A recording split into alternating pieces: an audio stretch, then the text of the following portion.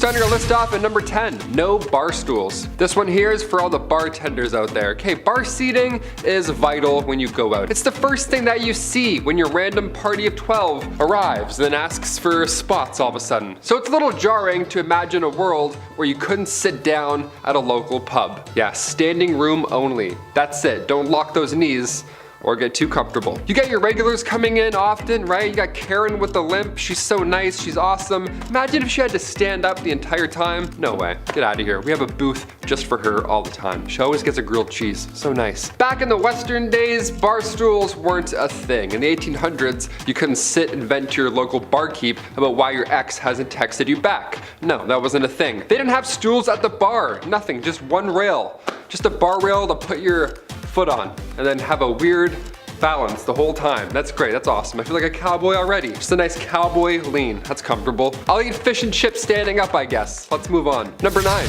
medicinal showmen. Back in the Wild West, I mean from the 1860s, from the 1890s really, they had these medicinal showmen. And it's exactly what you think. It's ridiculous. Step right up, you won't believe your eyes. Cough syrup.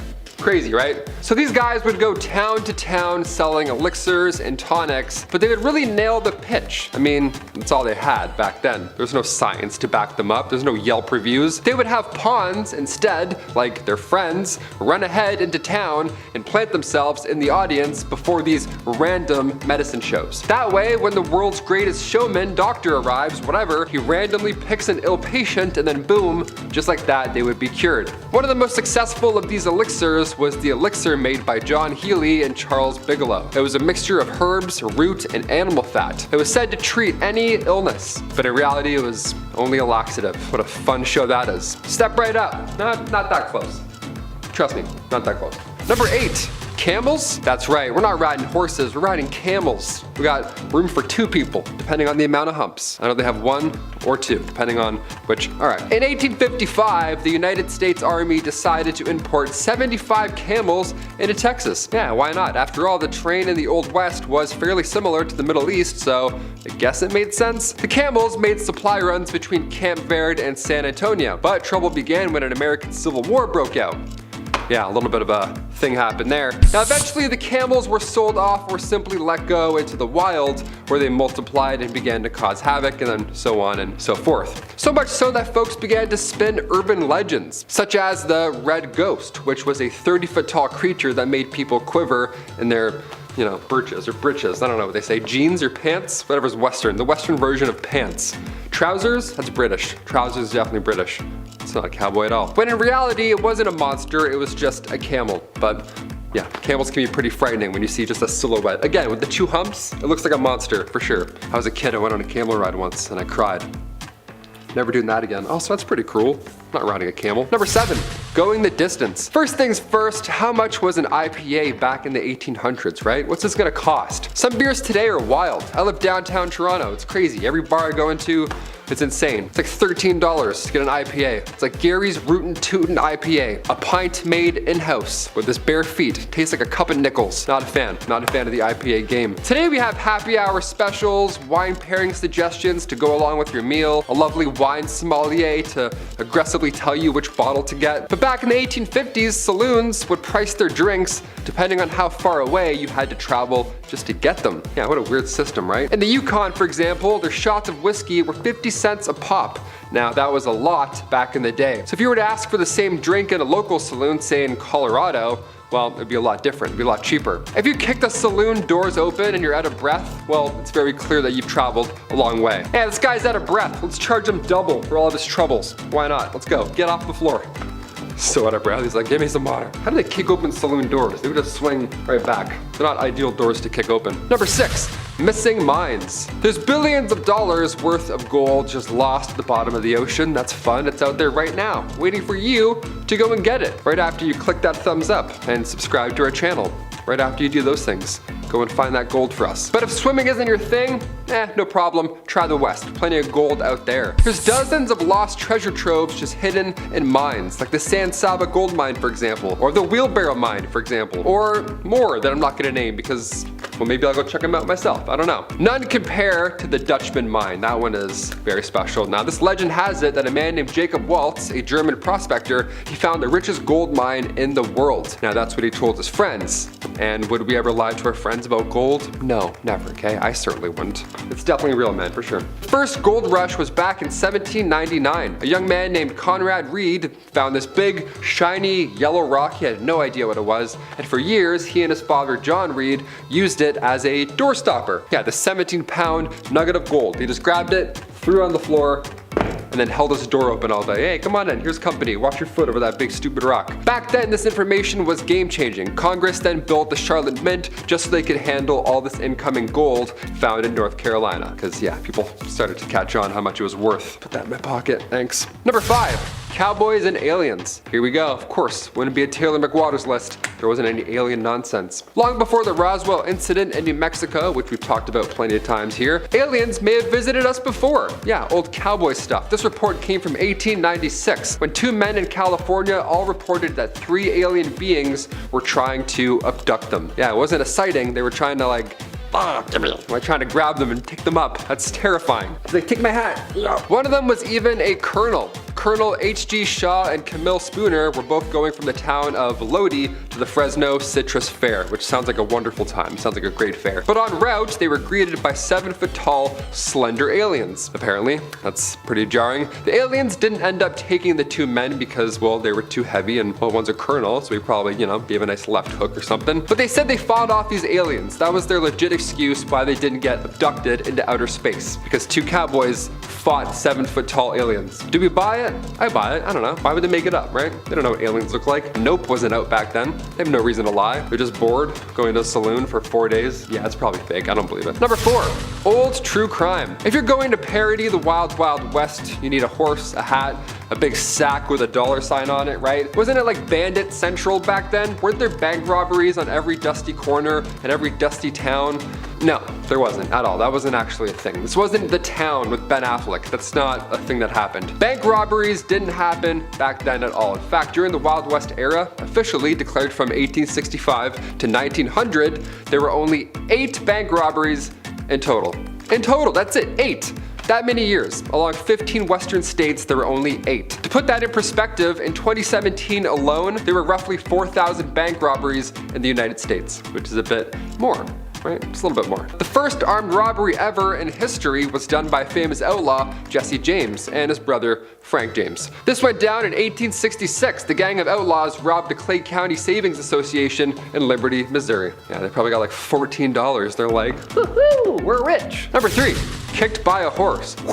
Here we go. We've heard about this at some point. People are getting kicked off of horses or by horses, around horses, or bulls. That's crazy. I don't know how people run with bulls. But did it actually happen back then? Turns out getting kicked in the head by a horse back in the 1800s was like getting in a car accident today. If you have a horse, the odds are significantly higher. It's probably gonna happen at some point in some way, shape, or form. Bill Pickett just sounds like a Western man already, doesn't it? Bill Pickett was born in the late 1870s and he invented the bulldogging practice, which, bear with me, sounds a little worse than it is. The practice is to jump from the back of a horse onto a wild steer. It's like, I guess cowboy stuff. There's many that attempted this move, this trick, I don't know, like a trick, like it's a skateboard trick, I don't know. Many attempted this and then they failed. Yeah, it's almost like you can't wrestle a wild animal and easily live to tell about it. Weird, right? I've read it, I've seen some things. But even Bill Pickett himself got trampled and stompled to death in 1932. Holbrook Lynn, a Broadway star from the late 1800s,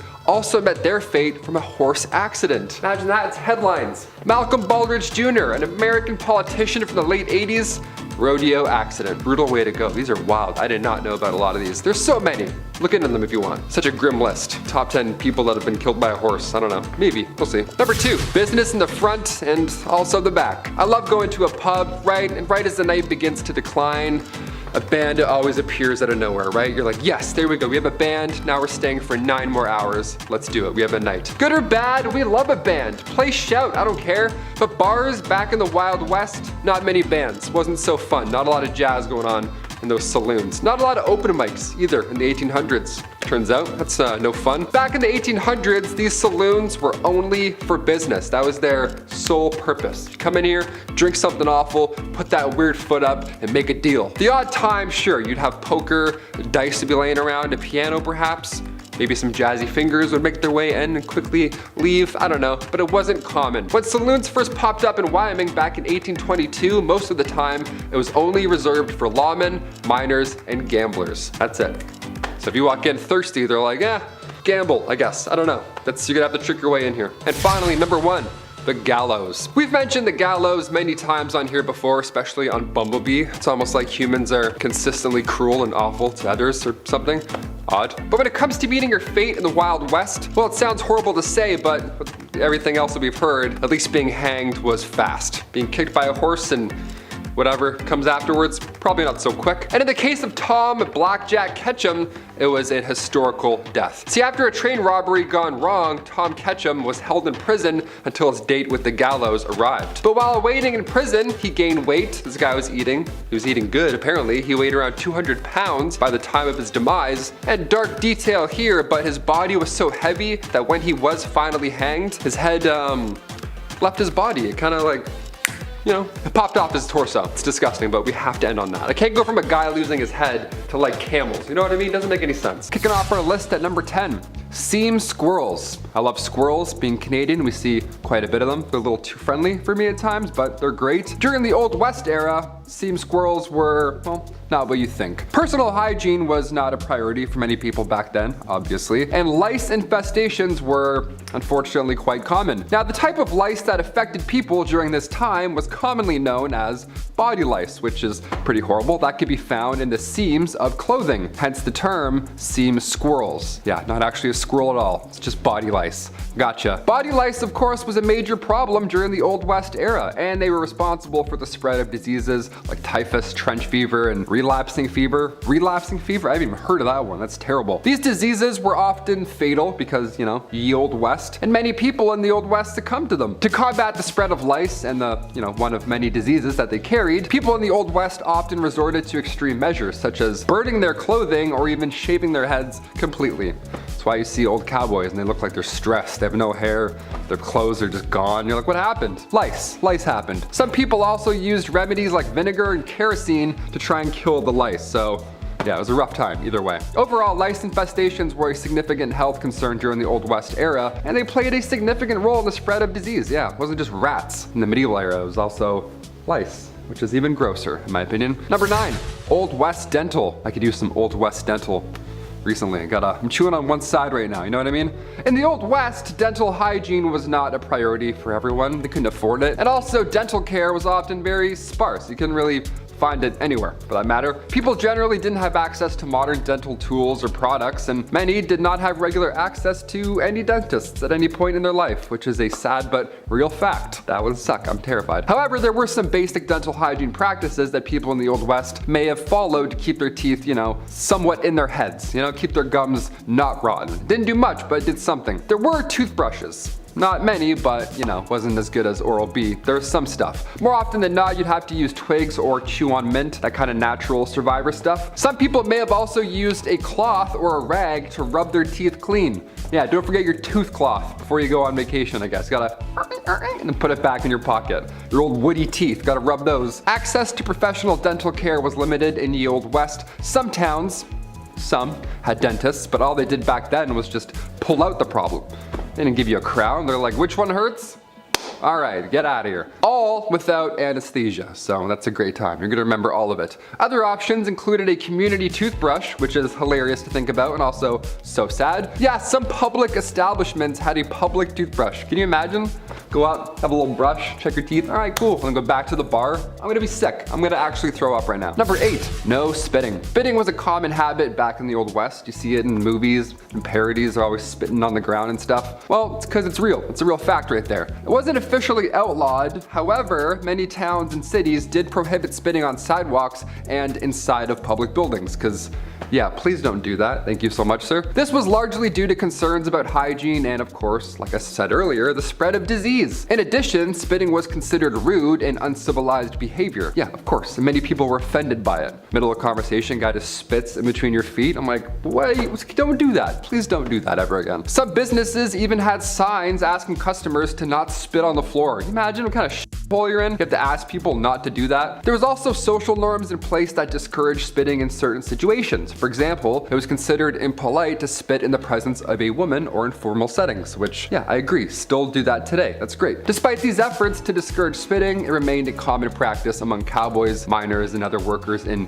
ye Old West. They're like, yeah, I have shit in my mouth. I don't know, we don't have water. I'm gonna spit. Sorry. Number 7, communal towels. Ugh, this one's so rough. It's exactly what you think it is. It was a ride. Today we have paper towels that you pump like 13 times just to get a little sheet. Or sometimes, if you're lucky, that Dyson air drying thing where you just dip your hands in for like 13 seconds and then it's done. You're like, oh, the future is here. That's always fun, that one. Back in the Old West, communal towels were often used in public restrooms and other shared spaces. Yeah, just one towel for all. Just to dap off everything that's wet or damp back then. Ew. These towels were usually made of cloth and hung on a rack for multiple people to use just in public, like it's your bathroom. While this may seem unhygienic by our modern standards now, it was a common practice at the time. So yeah, I don't know, we can laugh a bit, I guess. People were generally less concerned about the spread of germs and diseases back then, and communal towels were convenient and they were a cost-effective option for public spaces. However, with the rise of awarenesses about hygiene and germs and all that nasty stuff, the use of these towels eventually fell out of favor in the earliest 20th century. Thank God. Imagine dapping off your lips after eating some wings with a communal towel. Some cowboy just, you know, and then he, and then you come in and wipe your, that's so gross. Number 6. Hair care? Yeah, I added a question mark there because, I don't know, not much TLC going on top back then. Throughout history, people have used a variety of natural ingredients for hair care. Nowadays, guys have it too easy. It's like Axe 5-in-1. It's like hair, armpits, legs, feet, all like, no way you can do all of that. Popular methods in the Old West were whiskey and castor oil. Yep, all on your big exposed head, right in the sun, there you go. Pantene Pro V wasn't a thing then, so folks were rubbing their heads clean with castor oil. That's a nightmare. Whiskey was believed to help cleanse the scalp and often promote hair growth, while the castor oil, that option, that was thought to moisturize and condition the hair. So that'd be a fun 2-in-1 back then, that's great, put that in the stocking. These ingredients were readily available and most importantly, they were affordable, making them popular, but also, realistically, it was their only option. Guy's doing whiskey, he's like, yeah, let's clean it up, clean up top. It's so hot.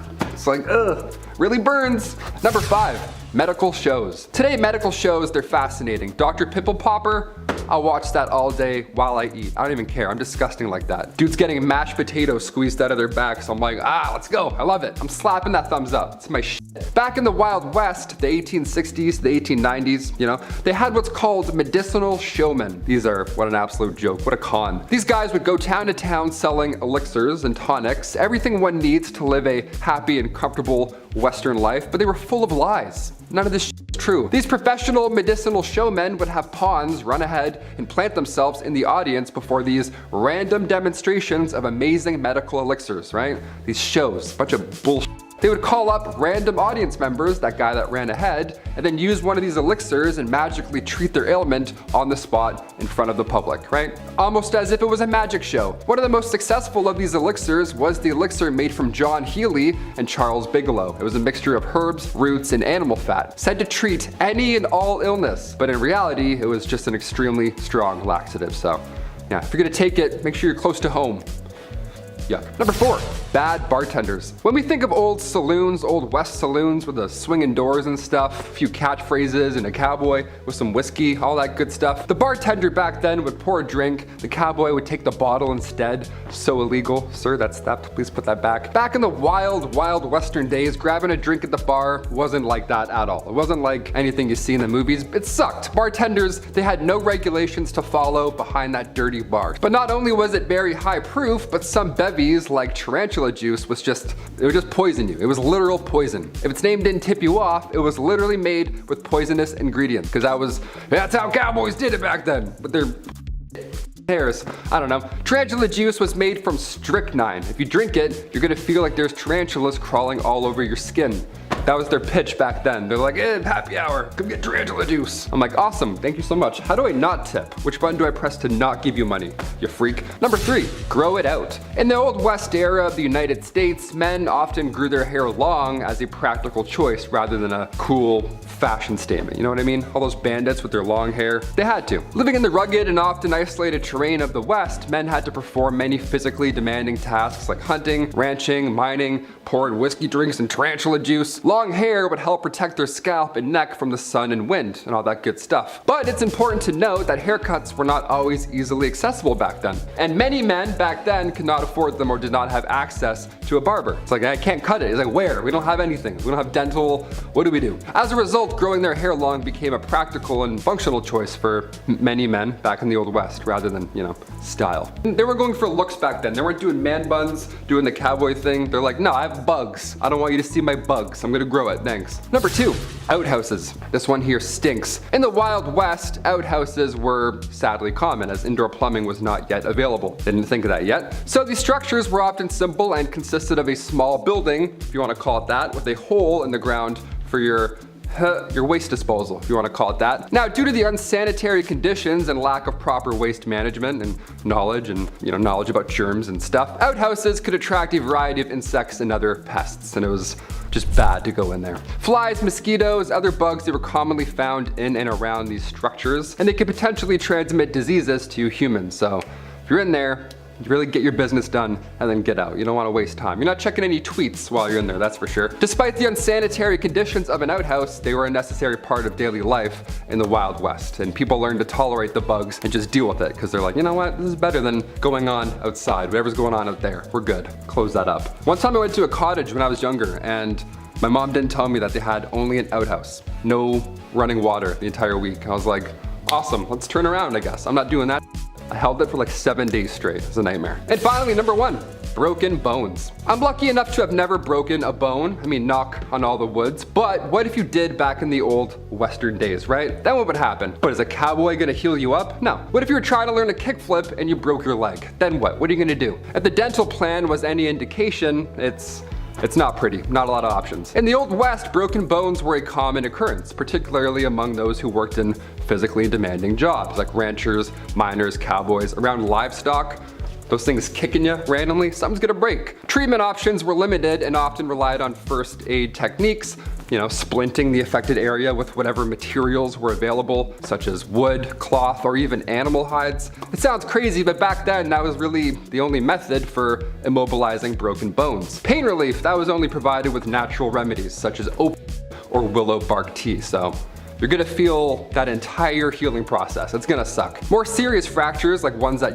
go through the skin, those require the attention of a doctor or a surgeon. However, those medical professionals back then were not always available in the remote areas of the Wild West. No helicopter's gonna come in and grab you and then take you out. No, you're basically more often than not. First up, let's meet Pearl Hart. And let me start by saying that there's like 3 Pearls on this list. Wild West was a big fan of that name. And Pearl was a big fan of the Wild West. She was born in Canada around 1870, and by 17 she was married to a gambler and on the train to the Americas, running from her terrible father and a life of disguising herself as a boy to commit thefts to scrape by. At 22, she attempted to divorce said husband to pursue further opportunities in the West. A total ride-or-die dandy, Pearl's husband upped his life to chase her down, and when he found her, Pearl was already living it up with cigarettes, liquor, and even morphine. He won her back, but only before being drafted. After her husband left to fight in the Spanish-American War, Pearl, who was using her old cross-dressing ruse to commit thefts and crimes alike, met a man named Joe Boot, who was a career criminal. They robbed stagecoaches for a while before she was caught and jailed. Hart is famous for saying, "I shall not consent to be tried under a law in which my sex had no voice in making." She was eventually released, jail having helped her find sobriety, new skills, skills, a career, and how to read and write, but the rest of her life is kind of unknown. America was shocked and thrilled by the idea of a female outlaw, and Pearl earned endless infamy from the age of 19. Newspapers clamored for interviews with Hart, while Cosmopolitan, a new magazine at the time, was obsessed with her and often sent reporters to try and get quotes out of her. The Old West never saw another woman like her. And Pearl wasn't the only one taking advantage of male privilege. Meet Charlie Parkhurst. And from 1812 until their death in 1879, nobody knew Charlie was biologically a woman. There's no official documentation on what Charlie identified as personally. If they felt themselves to be a woman or non-binary or transgender, we'll never know. The story goes that while in the poorhouse as an orphan, Charlie discovered that boys have a great advantage over girls in the battle of life, and they desired to become a boy because of it. But what we do know is that times were rough for ladies in the Wild West, so this crackerjack stagecoach driver decided to live most of their life as a man, driving stages for Wells Fargo and the California Stage Company, pulling cargoes of gold over tight mountain passes and open desert, at constant danger from rattlesnakes and desperados. But Charlie had the balls for it. They're remembered as short and stocky, a hard drinker, cigar smoker, and tobacco chewer who wore an eye patch after being kicked in the left eye by a horse, thus their nickname One-Eyed Charlie. Using their secret identity, Charlie was also a registered voter, and meaning they may have been the first American woman to ever cast a ballot, and nobody knew.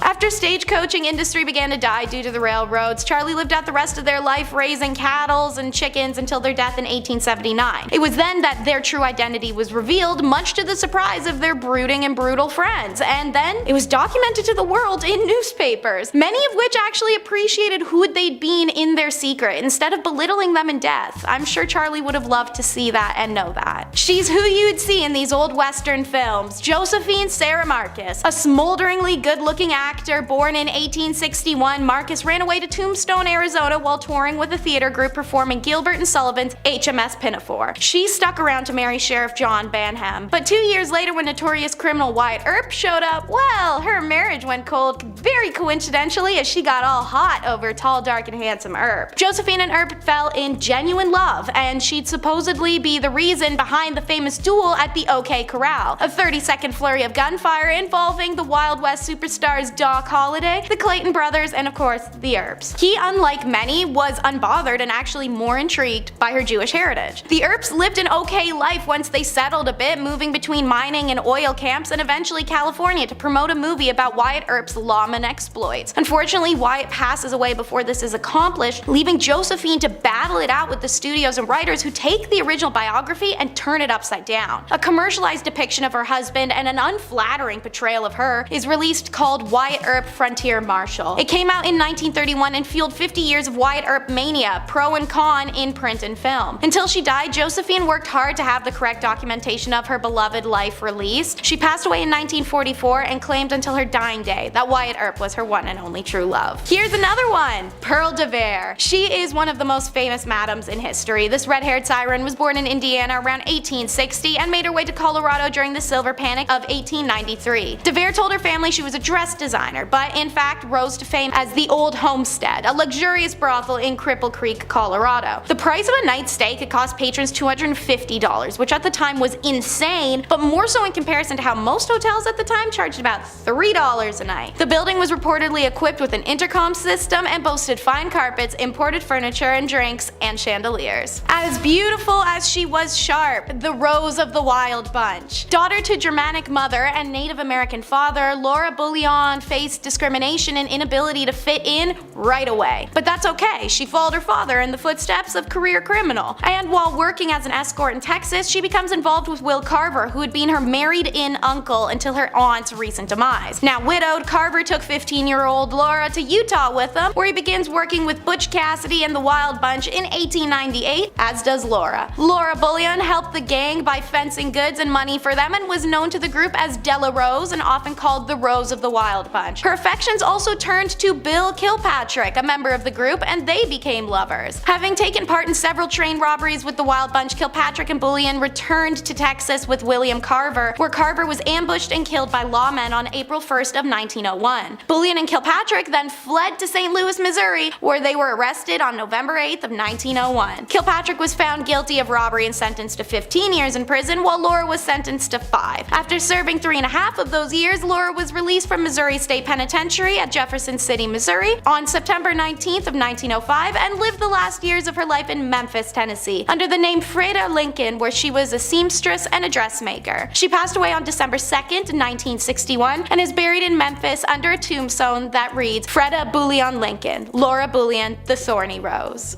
Next, Mary Ellen Pleasant, the most powerful black woman in the Golden Rush era. Historians indicate that Pleasant was most likely born a slave but got her freedom at an early age. She worked on the Underground Railroad as a young adult, ushering enslaved people out of the South and into the northern states. Like many others seeking their fortunes during the gold rush, Pleasant and her husband moved to San Francisco. Here, she works as a cook and waitress and a professional eavesdropper. I know we're all taught not to be nosy, but Mary Ellen learned from the conversations of wealthy patrons, intentionally listening in for valuable information. She took what she learned and began applying it as banking and monetary skills that launched her immediately upwards. She took what she learned to help build a substantial fortune and eventually became one of the richest women in the city. Pleasant was an astute investor whose portfolio included real estate, railroads, restaurants, boarding houses. Pleasant's wealth, however, could not shield her from racism. In 1866, a streetcar conductor in San Francisco refused to let her board because she was black. Outraged, Mary Ellen sued, and the case went all the way to the California Supreme Court. In a historic decision, the courts ruled that segregation on streetcars was illegal in California. However, in return, the Supreme Court reversed the damages Pleasant had been awarded in a lower court ruling. You win some, you lose some, and sometimes you get both. And now it's Donna Barcello. Described as the supreme queen of refinement and fashion, Donna Barcello was a prominent saloon owner and a professional gambler in Santa Fe in the 1830s and 1840s. Barcello was recognized for her charm and sharp business skills, which helped her establish as an influential member of high society during the heyday of the Santa Fe Trail. In 1835, Barcello opened a hotel and casino in the city center of Santa Fe. The establishment encompassed an entire city block and featured lavish decorations including chandeliers, drapes, mirrors, and imported furnishings. The casino became a destination for local socialites and trail travelers for its opulence. Barcello oversaw the casino's operations and regaled patrons as one of the card dealers, widely known as the best dealer of the card game Monte across the entire Southwest. Seeking trade deals and investments that increased her wealth and social status, exercised economic and political sway, she made her fortune from real estate and gold ventures in addition to her casino. And when the American civilian government established itself in Santa Fe during the Mexican-American War in 1846, Barcello allied herself with Americans and assisted them by providing information and at times money. Accounts and representation of Barcello were often embellished by those who had labeled her the Queen of Sin. Barcello continued to operate her casino through the 1840s and died in January of 1852. Upon her death, she left several residences, properties, and fortune to her family, including 2 adopted daughters, in addition to substantial contributions to the Catholic Church in the city of Santa Fe to be used for charitable endeavors. Next up is Sing Choi. She's also known by the name China Mary and was an unofficial leader of Tombstone's Chinese community in the 1880s who supplied labor and opened laundries, restaurants, gambling halls, dens, and a general store. The Old West will always be remembered as an era of cowboy, but during its peak years, Tombstone was actually controlled by a female immigrant. She arrived in Tombstone sometime around 1879, and at that time the Chinese population was 11 people, and she recognized the unprecedented profits waiting in the western boom towns. Mary's general store was in the center of Hoptown, a Chinese district of Tombstone. Mary's store dealt in both American and Chinese merchandise, and she gained a reputation as a universal accommodator. Everyone knew that nothing in Hoptown was done without China Mary's go-ahead, and so she was held in the highest of esteem throughout Tombstone society. She was an organized and shrewd business operator who had an attitude that discourse was bad for business. Her private police force handled any problem that arose within her community. Mary enjoyed the highest of respect. As a result, she could act as a sort of intermediary between her community and other ethnic groups. She was the conduit that made cooperation possible. She was not only a cunning businesswoman, but a sympathetic, humanitarian, and calculating capitalist. list. Mary was a genuine immigrant success story.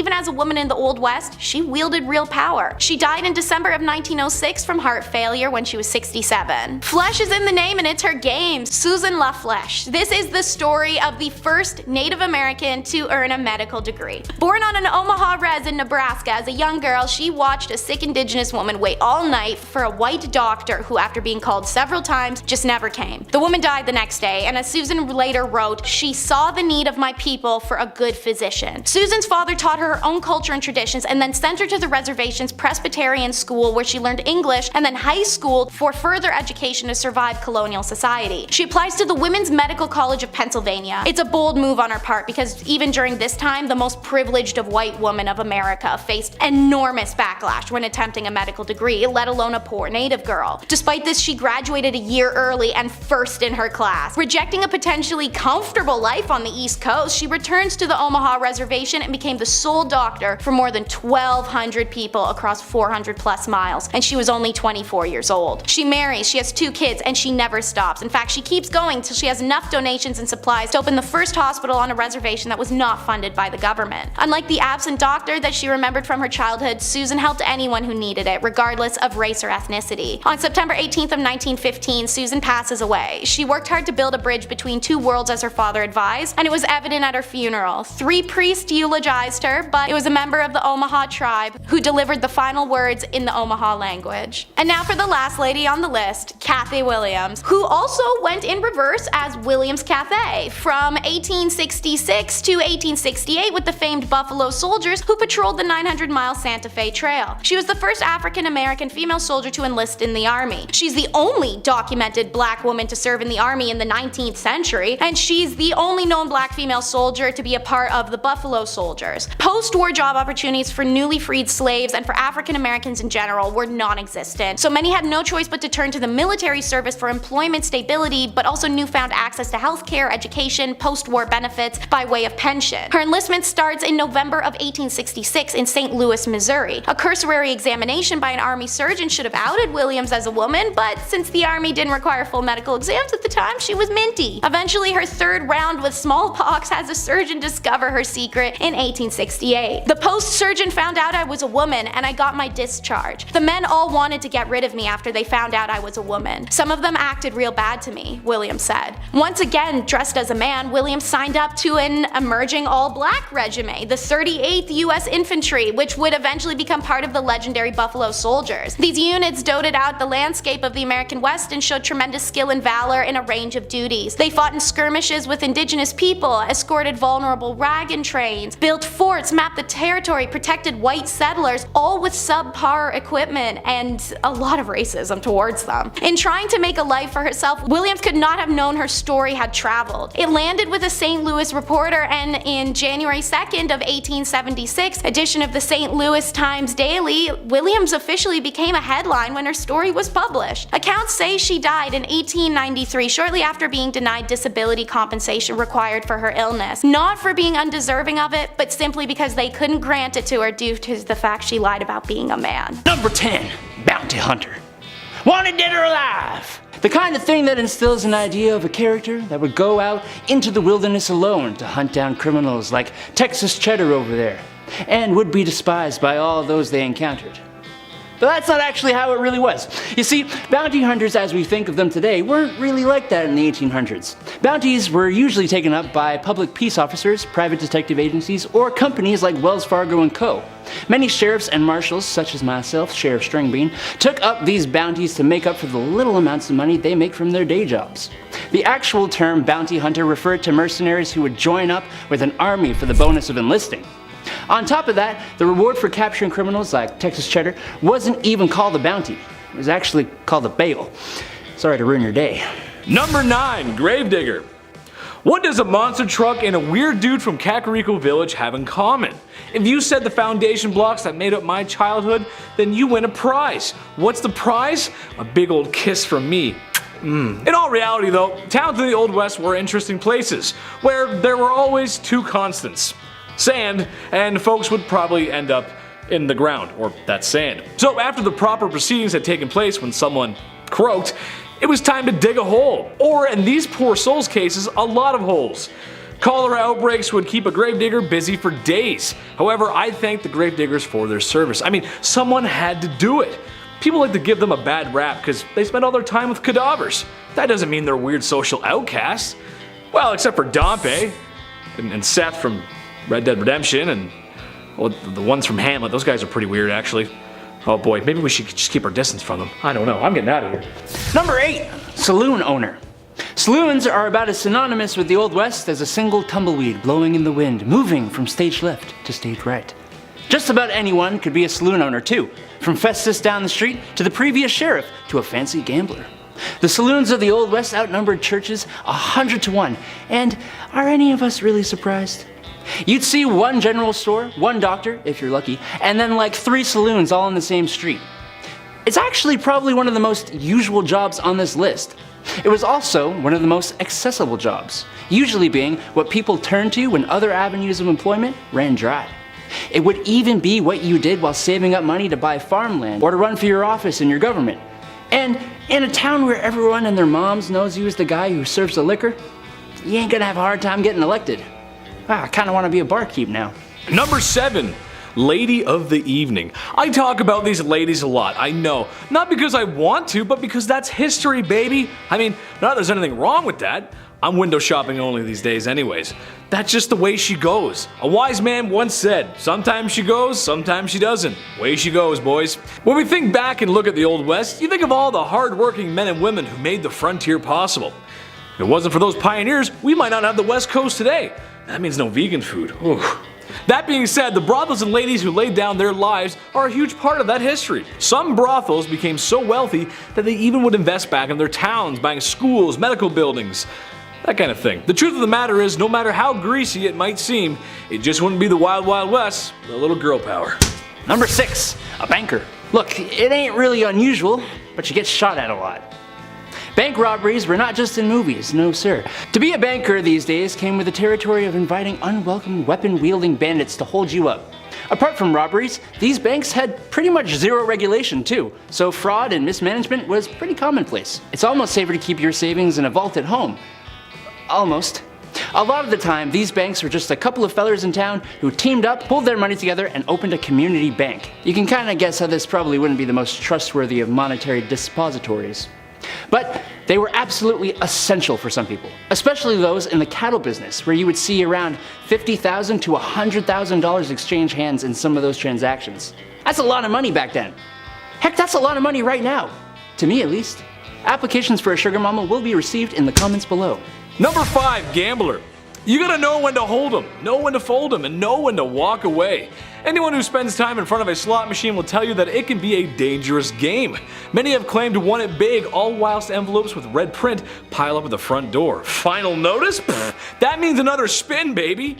Well, this is a similar story of the Old West, but instead of a one-armed bandit, there were actual bandits with 2 arms and guns.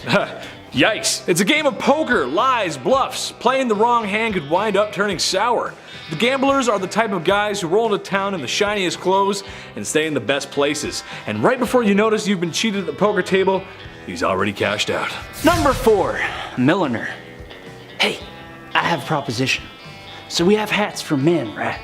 Now, what if we employ someone for the sole purpose of, get this, making hats for women?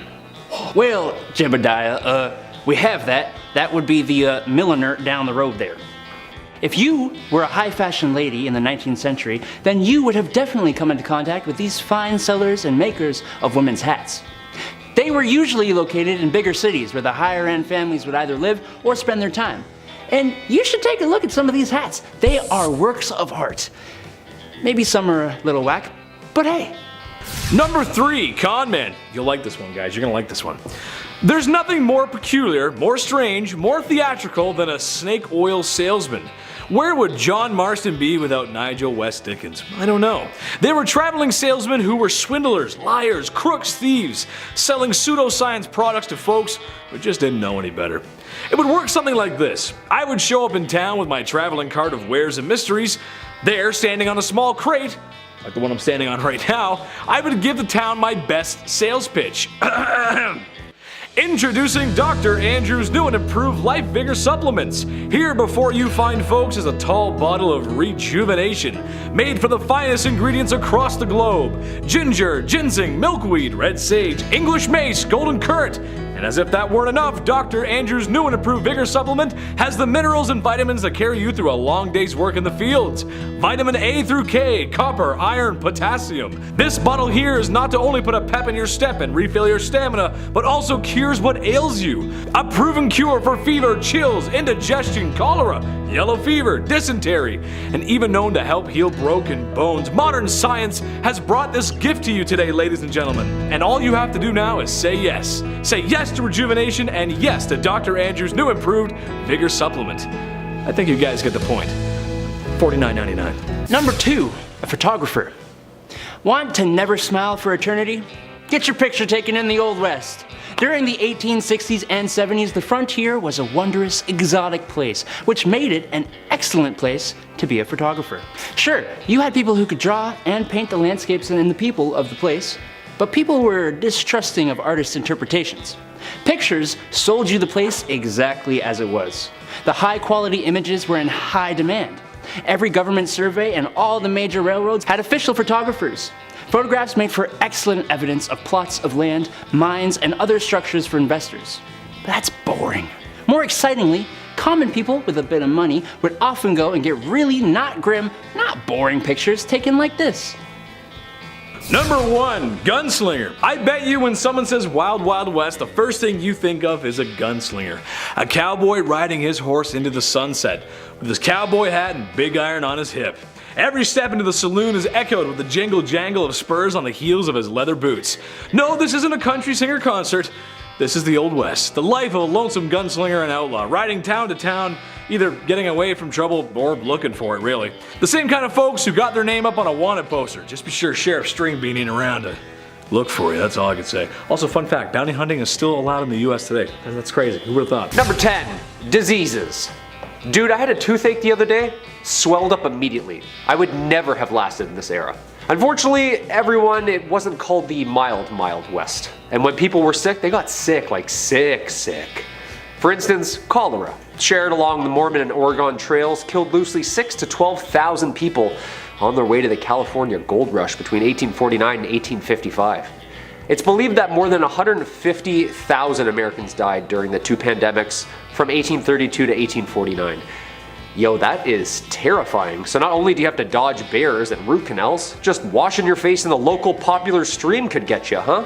The Great Plains smallpox pandemic killed more than 17,000 Native Americans within its first few months of being there. The American Fur Company steamboat pulled up and got off, coughed a bunch of times, and then people just unfortunately started dropping. There was never an official death record as smallpox decimated the Americas when it arrived, both way back from the Spanish and then again from up north with the fur trade. Sneezing, coughing, everywhere, just cover your mouth, guys, you know? Number 9, kicked by a horse. Yeah, we've heard about this at some point in history, but did it actually happen? Like, how often was somebody just and then that's it? Turns out getting kicked in the head by a horse back in the 1800s was like getting in a car accident. It happened pretty often, my friends. Yeah, it's pretty sad. Bill Pickett, just sounds like a Western man right off the hop. Bill Pickett was born in the late 1870s. He invented something called the bulldogging practice, which is to jump from the back of a horse onto a wild steer. Yeah, like your Woody from Toy Story, just doing a heist, just jumping from one thing and leap into the other. Crazy. While your hat's still on your head, somehow, no idea. And there's many that attempted this and ultimately failed. Yeah, you can't wrestle a wild animal and then live to tell about it often. I've read it. Yellowstone National Park is apparently a hotspot. This guy sent me a link the other day. Yellowstone National Park, man gored in front of family. I'm like, okay. But even Bill Pickett himself got trampled and stomped to death in 1932. Holbrook Lynn, a Broadway star from the late 1800s, also met their fate from a horse accident. Malcolm Baldrige Jr., an American politician from the late 80s, rodeo accident. Yeah, brutal way to go. Number 8, wildlife. The Wild West was a pretty harsh time. If you were lucky enough to enjoy some peace and quiet away from the saloons and bathhouses and spend some time outdoors with the family, well, then you had to be pretty careful. I mean, I guess most of the time people were outside, you know, fresh air, birds chirping, and of course an array of vicious and deadly predators, overpopulated and hungry. Dude, the grizzlies are named after the Grizzlies. right? Like imagine all those horses you had to wrangle, or the gators of the south just waiting for you to take a leak, or pecked to death by these huge birds of prey. If you didn't have a rifle on you, something could get you. And that's all during the day. At night, laying on the ground on like a rolled up t-shirt, scorpions and coyotes. What were the bugs like? No muscle back then, just waking up stung to absolute by everything with legs? Don't even get me started on the snakes. Living in your boots or hat? I'm a pretty outdoorsy guy, but goddamn. Number 7, the gallows. We've mentioned the gallows many of times here on Bumblebee. It's almost like humans are consistently cruel throughout history or something like that. Odd. When it comes to meeting your fate in the Wild West, it sounds horrible to say, but with the rest of this list coming up, at least being hanged was fast. You know what I mean? And in the case of Tom Blackjack Ketchum, it was historical in a historically awful way. After a train robbery gone awry, or as I've said for 10 years, Ori, Tom Ketchum was held in prison until his date with the gallows arrived. But while waiting in prison, this man gained weight. The guy was eating good. He weighed around 200 pounds by the time of his demise. And dark detail here, but his body was so heavy when he was hanged that his head just kinda, you know, I don't want to say anything here on YouTube, but like his head, that's all I'll say, just. Number 6, topicals. If we know anything about doctors from history, is that sometimes they didn't get it right. Most of the time, super helpful, and then like sometimes, yeah, I have a cough, here's some ammonia. Come on, you can trust me. Just call me Doc. You know what I mean? Doctors in the mid-1800s, wild west times were just like jarring and bottling everything up. Everything had a remedy. There were coaches that would just sell topicals and ailments. Hair loss? Here you go. Sore legs? Here you go. Tuberculosis? Ooh, yeah, sorry son, that's gonna kill you. We don't have a cream for that one. And tons of painkillers, of course, like opiates, morphine. Everyone's running around jonesing with cold sweats. Basically, you could just pull up to a remedies wagon and ask for either cocaine syrup or cannabis fluid or opium needles and be on your way. Every elixir, cure, and potion. This time literally went from medieval root canals to widespread vaccines in like 60 years. Cocaine leaves for headaches? Ooh, I'll take that one, please. Number 5, weather. Weather, you want to believe it or not. Try again. Back in the 1800s, obviously weather was a major factor, as it is today. Hailstorms, lightning, high winds. When you're a cowboy, this all sucks even more, honestly. Especially the opposite, when it's dry and humid for weeks at a time. Check this out. Wooden wagon wheels would actually shrink because of the heat. So they had to be soaked overnight just to prevent the iron rims from falling off during your commute during day hours. Yeah, it was so dry the wagon wheels needed water. Yeah, sorry I'm late, my wagon wheels were a little thirsty. Yeah, I had to wait for them to soak up some fun. I can't even drive a car downtown without having a panic attack today, let alone rubbing axle grease on my dry lips, waiting for my wheel to drink water. Number 4, gangs. If you've played the Red Dead Redemption series, then you've probably held up a train or two. Some of the posses that were famous at the time actually did that though, and weren't so nice about it. The American West was made up of criminal outfits, usually a gang or a posse, involving members who would just live and ride and rob together with. Jobs were scarce, and it seemed that it was just a little easier to just demand what you want and then enjoy the birth of all the media attention after, making some, quote, famous. An obsession, the cowboy culture, the outlaw criminal. Some of them include Billy the Kid's gang, the High Fives gang, and the Oklahombres. That's a good one. Artists were getting better at the time, and people were sketching wanted lists for local sheriffs. These posters would be calling cards for these guys. They kept them, put them in their pockets as souvenirs. Charles E. Bowles, also known as Black Bart, held up a total of 28 stagecoaches without ever being caught, and even had the reputation of being a gentleman about it too, emptying strong boxes but never actually shaking down the passengers. There were even reports that he would even leave verses of poetry behind. Guy's a smooth criminal, huh? Number 3, the night after. I'm sure the Wild West was wildly lonely. Definitely, this isn't news. Like Kyle said, we've played Red Dead Redemption, just wandering around alone. Sometimes you need more than a train heist, right? Sometimes you need love. Even if you have to pay for it with railroad bonds or whatever. Saloons have all the things a lone traveler could want, including STIs. Great, how much is, great, debit. We'll just pay for all this in one swift tap, I guess. The famous Wild Bill Hickok, okay? He had a rough go. Guy had some troubles after a few saloons, okay? He was dipping around in a few bars and Yeah, Alexander Fleming wasn't born until 5 years later in 1881, so penicillin wasn't around to save any cowboys at this time. Number 2. Battles. The archetype of the Old West period is generally accepted by historians to have occurred between the end of the American Civil War in 1865 till about 1890.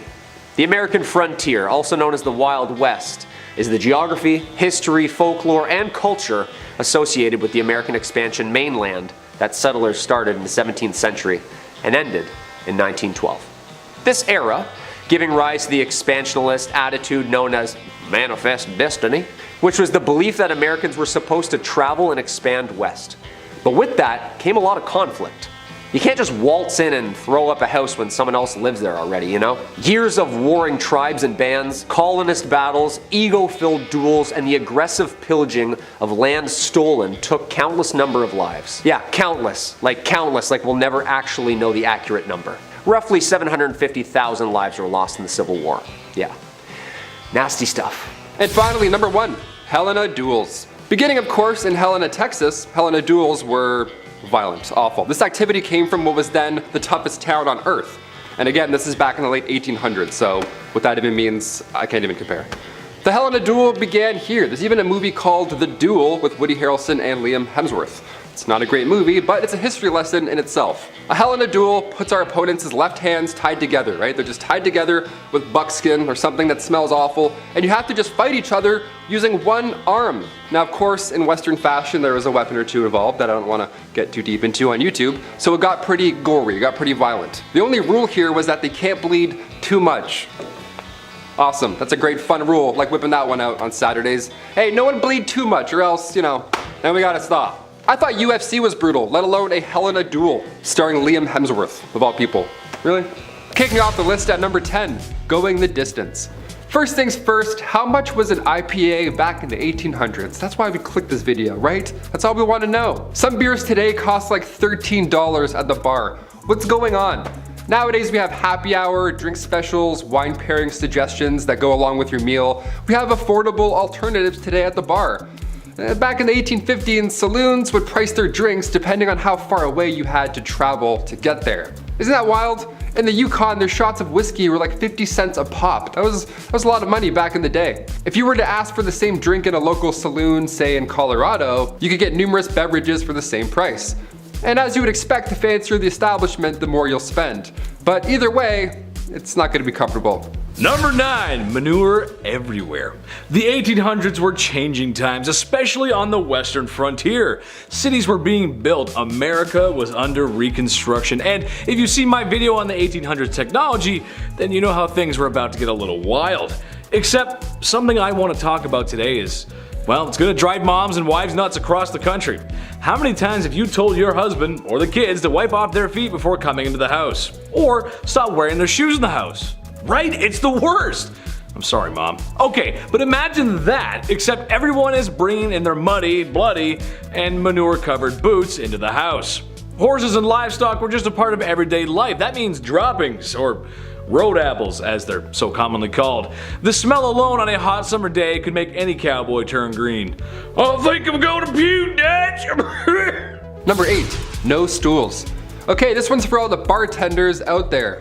I see you. I respect you. Bar seating is vital. You get your regulars coming in. Joan with a limp, she's so nice. She's always so nice every day. Always gets a grilled cheese. She's the best. Always a smile on her face. Individuals who want to grab a bite and read the paper, obviously they don't need to take up an entire table for 8, so you have spots at the bar. It's ideal. We're used to this. But back in the Western days, bar stools just weren't a thing. Bar spots it didn't exist. You couldn't sit and vent to your local barkeep about why your ex hasn't texted you back. They didn't have stools at the bar, they just had the rail at the bottom for your foot. Just that little bar rail there for the little lean right there. A nice cowboy lean. Yeah, I'll just eat fish and chips standing up leaning. Awesome. Just the thing you want after walking in the sun all day long. A foot rail. Number 7, duels at high noon. Let me paint a picture for you, partner. It's a warm summer night, and you find yourself sitting at a card table in a saloon that's named after a barnyard animal. The piano is blasting a ragtime tune as waiters bustle about, serving drinks to unruly cowboys that fill the establishment. In front of you are 3 unsavory characters, each more than the next. As the night goes on, so do the poker chips. And when one gentleman ain't taking kindly to his losses, some insults about each other's mothers are exchanged. A powerful slap reaches the man across the poker table, matching the energy of Will Smith on an Oscar night. Too soon? I don't know. Wow, West. Wow, West. That's when it's settled. Tomorrow at high noon, they're gonna settle this like gentlemen. A duel at noon with guns. That's how they did it. Does it get any more classic than that? I don't think so, folks. The clock strikes noon, and only one outlaw remains, and he's married to Jada Smith. Number 6, only talking. Here we go. You ever go to a bar, you're having a nice time, you and your pals order some Caesar salads for the table, the night is now well on its way, we're feeling good. Then 10 o'clock hits and you see a band start to set up. Okay, game time decision. Do we settle up and leave before they start? Or do we give them a chance, end up feeling bad, and feel obligated to stay until the very end at 3 a.m.? It's tough. Usually the latter ends up happening. Back in the 1800s, we didn't have to worry about such an issue. Most of the time, these saloons were just for business. The odd time you would have poker, dice, a piano perhaps would be in the room with some jazzy fingers making an appearance. But when saloons first popped up in Wyoming back in 1822, most of the time it was for lawmen, miners, gamblers, just pure business. Not many blind dates happening in booth 16, you know what I mean? Number 5, comfort of the ladies of the evening. Now being that it's the Old West and there was just a shootout in the street, folks need to take their minds off of such horrors. Add into the mix long hard days tending fields and livestock, people need to take off some steam. The local saloon is there for that. However, like a hidden menu at McDonald's, there's some other activities a man can engage in that aren't perhaps a regular service. Who the hell am I kidding? Ladies of the evening were quite common back then, actually. Naturally, it was a very dangerous job. However, if anything good can come from that, it's that in some cases these women became very wealthy enough to become the madam of their own establishments. And in some other cases, these madams were using their wealth to invest back into their towns, like building schools, doctor's offices. Imagine getting treatment from something and the doctor says, "These bandages were brought to you by Madame Dover's Wicked Wizard Vacuum Double Sloshy Slush 9000. It's a great product, what can you say? Number 4, interior decor. We've seen a Western saloon in movies. More often than not, it's the swinging door. You know, the classic, they always kick it in, boom, and dust everywhere and all over the place. Dust gets all on people's meals, the classic. You sort of need to kick those doors open, kind of, also. Because if you go through slow, it's just weird. It like pushes your clothes back. You need that cowboy momentum. In reality, there weren't a lot of swinging saloon doors. In fact, most saloons across the West were in pretty rough shape. They didn't look like a Tarantino set at all. They looked like that one pub in that one town that one time, you know? Just not clean, not clean at all. You ride by, you're like, is that still open? How is that still open? These saloons were tiny rooms. We had stools or chairs made of fur. You know, no one's running fish tacos to tables in the 1850s. It doesn't always smell like a nice pub. You don't see something go by and you go, ooh, what's that? I wanna have that. No, that doesn't happen here. One of the fanciest saloons has to be the White Elephant in Fort Worth, Texas. It was 2 stories and it served fresh fish and oysters. Apparently it was a lovely time. Number 3, manifest destiny. The destiny of America. There's a famous poster somewhere. It's like an angel guiding the pioneers west. It's like pointing, doing something like that. Back to the history. What is manifest destiny? Well, for our non-American audience, it was this very core belief that since America had won its independence and begun expanding west, that they were destined to do so and keep expanding.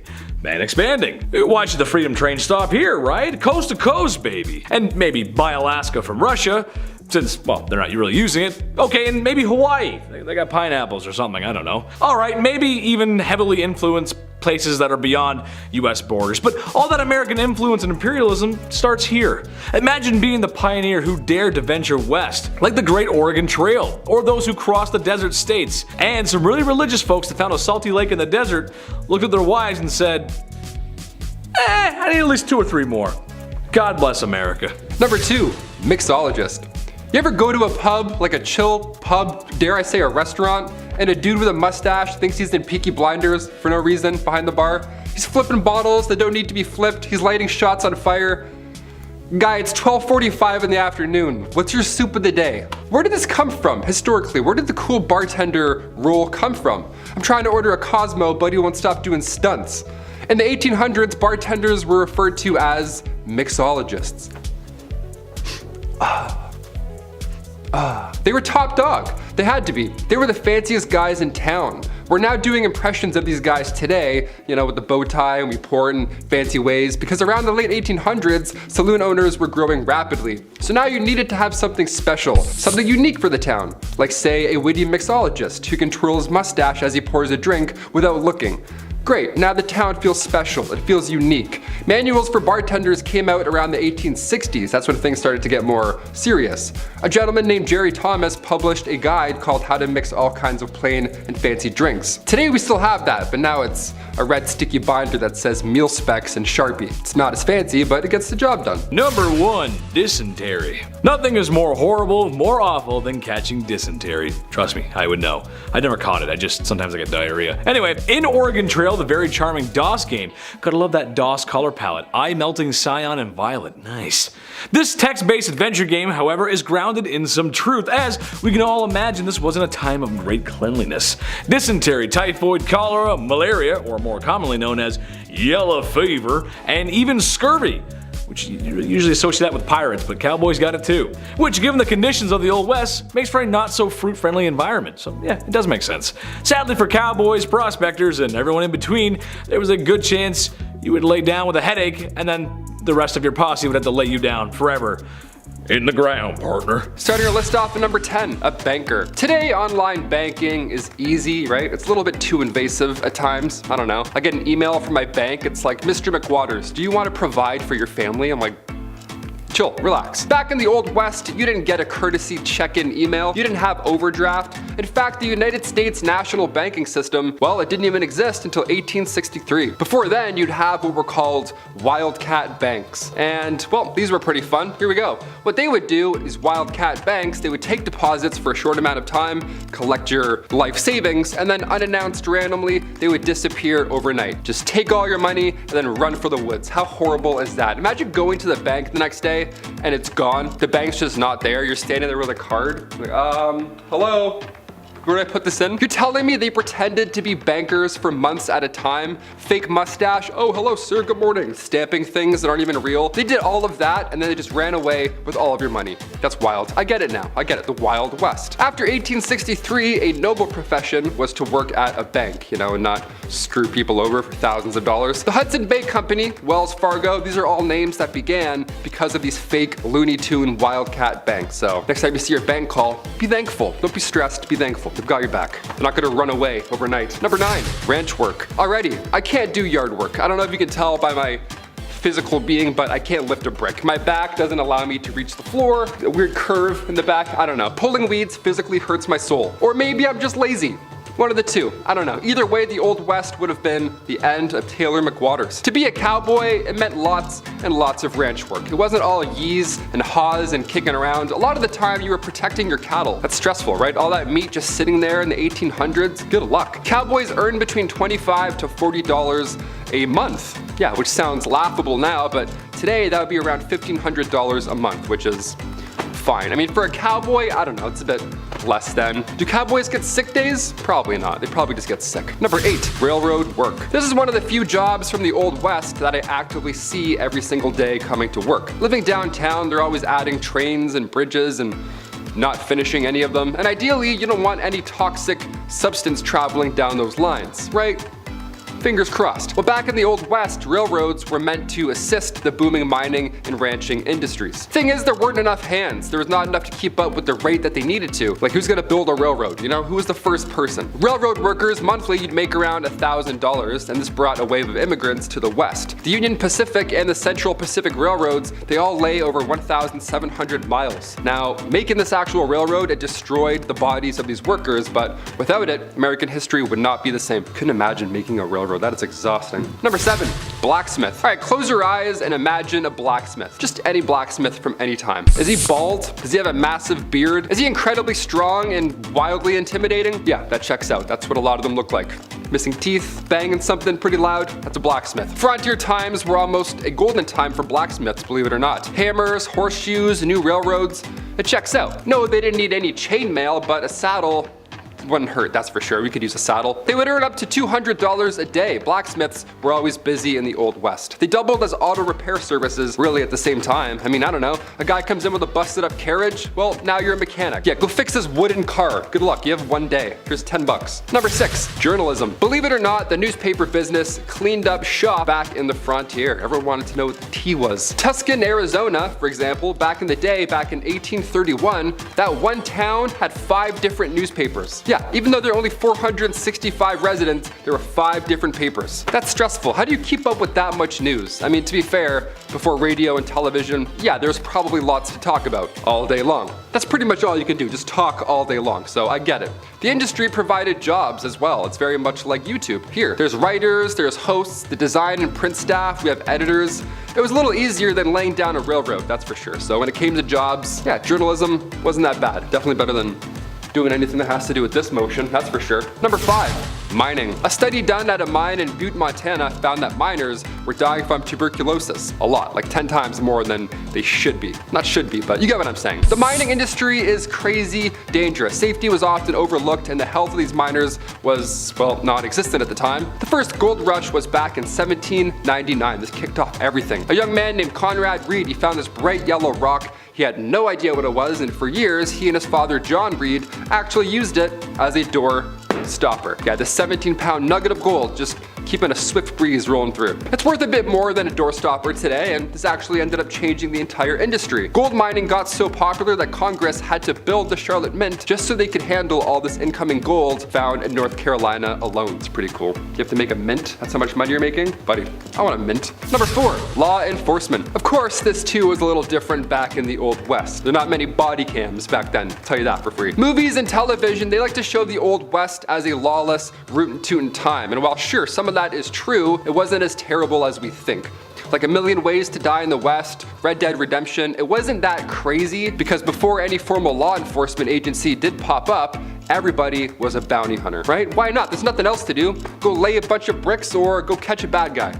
50-50, both are quite dangerous. Eventually, positions like that of a US Marshal began to pop up more and more, and well, now there's a bit more order to the system, that's for sure. A bit, just a little bit. Number 3, barkeep. Alright, I love pubs, big old fan of pubs. Never been to a Wild West rootin' tootin' pub, but I'm in no rush. They always have weird drinks like venom snake juice or whatever, like spider ale. I'm like, I don't want any of these poisons. How about a beer? Just a beer, thanks. Bars in the Wild West, not so fun. Not a lot of open mics going on back then in the 1800s. No karaoke night back then. See, back then, these saloons were just for business. That's it. You don't have a mustache and a business plan, get out. In the 1850s, saloons would price their drinks depending on how far away you had to travel. Can you imagine that? In the Yukon, their shot of whiskey was 50 cents a pop. Now, that was a lot back in the day, but if you were to ask for the same drink in a local saloon, say in, I don't know, Colorado, it'd be a lot cheaper. Pretty ruthless. That's rootin' tootin' ruthless. The odd time you would have poker, dice, maybe some guy in a piano with some jazz fingers, sure, but most of the time, business only. When saloons first popped up in Wyoming back in 1822, most of the time,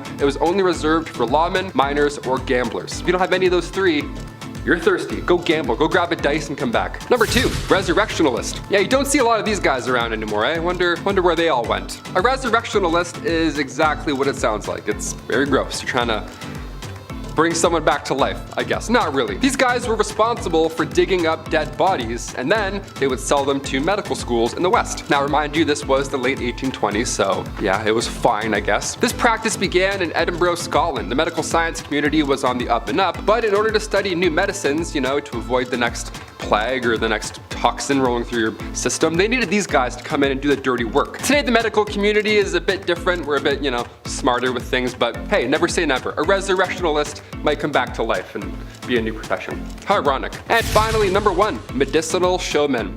Yes, we'll end on this note. Step right up and see something that doesn't work. A fake product. Yes, here we go. I'm doing a fake shoe. A fake shoot, a fake show. I don't know. Back in the Wild West, the 1860s to the 1890s specifically, they had what's called medicinal showmen, right? You won't believe your eyes. You have strep throat? Come on up, here we go.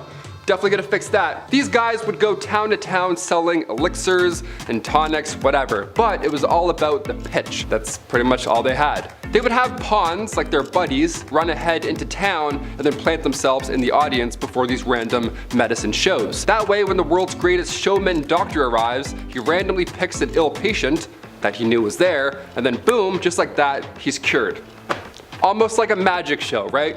Some would think, full of lies. One of the most successful of these elixirs was the elixir made by John Healy and Charles Bigelow. It was a mixture of herbs, roots, and animal fat, and it was wildly popular. They toured with this elixir. They had to tell everybody in every town. They said it could treat any illness, but in reality, it was just a laxative. Just a mess, just a show, really. So don't believe everything you hear, except for today. Today we're a bit smarter. Back then, not quite. Kicking off the list at number 10, medicine shows. Nowadays, medical shows are fascinating. Dr. Pimple Popper, I can weirdly watch that all day. There's something about animal rescues, home renovations, or chiropractic adjustments, I can never be bored. So back in the wild, wild west, the 1860s to the 1890s, they had medicinal showmen. Yeah, these guys would go town to town, of course selling elixirs and tonics, but they would really nail this pitch. They would have pawns run ahead and plant themselves in the audience for these random medicine shows. That way when the world's greatest showman doctor arrives, he randomly picks an ill patient and then boom, just like that, they would be cured.